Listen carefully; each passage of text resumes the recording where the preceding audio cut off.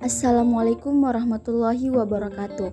Perkenalkan, nama saya Solehati, NIM 2002010058, kelas 5B, Prodi Pendidikan Agama Islam.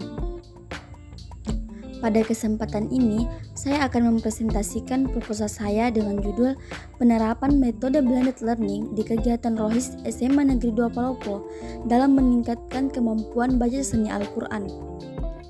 Latar belakang masalah, di mana saya mendapat dua latar belakang masalah. Yang pertama itu siswa SMA Negeri 2 Palopo tidak semuanya memiliki kemampuan untuk dapat membaca Al-Quran dengan baik dan benar. Yang kedua, dalam penyebutan makhraj huruf masih banyak yang terjadi kesalahan. Rumusan masalah, di mana saya mengambil dua rumusan masalah. Yang pertama itu bagaimana penerapan metode blended learning pada kegiatan rohis di sekolah SMA Negeri 2 Palopo terhadap kemampuan baca seni Al-Quran. Yang kedua, bagaimana hasil setelah diterapkan metode blended learning pada kegiatan rohis di sekolah SMA Negeri 2 Palopo terhadap kemampuan baca seni Al-Quran. Tujuan penelitian yaitu untuk mengetahui penerapan metode blended learning pada kegiatan rohis di sekolah SMA Negeri 2 Palopo terhadap kemampuan baca seni Al-Quran. Untuk mengetahui hasil setelah diterapkan metode blended learning pada kegiatan rohis di sekolah SMA Negeri 2 Palopo terhadap kemampuan baca seni Al-Quran. Manfaat penelitian. Di sini ada 3 manfaat penelitian. Yang pertama, untuk siswa diharapkan dapat menambah pengalaman pengetahuan bagi siswa khususnya dalam membaca Al-Quran.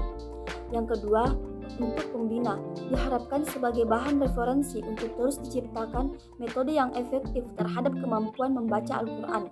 Yang ketiga, untuk peneliti diharapkan dapat menambah wawasan, pengetahuan, dan pengalaman yang besar bagi peneliti. Kajian teori. Yang pertama, Nur Hidayat Ahmad dengan judul Peran Ekstrakurikuler Spiritual dalam Menumbuhkan Semangat Beribadah Siswa di UPT SMA Negeri 1 Palopo. Perbedaannya, tempat dan jenis penelitian yang digunakan kualitatif, bersamaan, fokus penelitian pada kegiatan rohis. Yang kedua, Rian Ariska dengan judul Pembelajaran Baca Seni Al-Quran di UKM Hikmah UIN Raden Intan Lampung.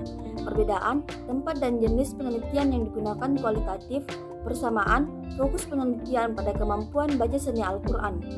Deskripsi teori, menurut Moebs dan Webelezahi yang dikutip dari Usama Blended Learning sebagai pencampuran online dan pertemuan tatap muka atau face-to-face meeting.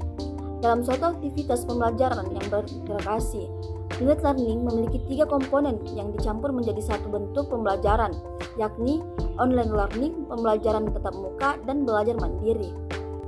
Rohani Islam atau rohis adalah kegiatan keagamaan yang dilakukan oleh siswa di luar jam pelajaran kurikulum standar untuk menyalurkan minat, bakat, dan mengembangkan kemampuan serta meningkatkan kualitas spiritual Islam dan membentuk moralitas. Baca seni Al-Quran atau dikenal dengan Al-Naghafil Quran berarti memperindah suara bacaan Al-Quran. Seni baca Al-Quran adalah ilmu lisan, yaitu ilmu yang diwujudkan dengan membaca atau berbicara. Al-Quran adalah kalam Allah yang diturunkan langsung oleh Allah untuk Nabi Muhammad SAW melalui perantaran malaikat Jibril, di mana surah yang pertama diturunkan oleh Allah Subhanahu wa Ta'ala ialah surah Al-Alaq yang membahas tentang pendidikan bagi manusia.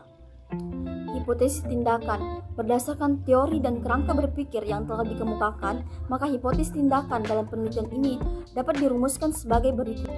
Penerapan metode blended learning dapat meningkatkan kemampuan baca seni Al-Quran pada kegiatan rohis di UPT SMA Negeri 2 Palopo. Metode penelitian. Jenis penelitian yang digunakan dalam penelitian ini ialah penelitian tindakan kelas atau PTK, model Chemnis dan MC.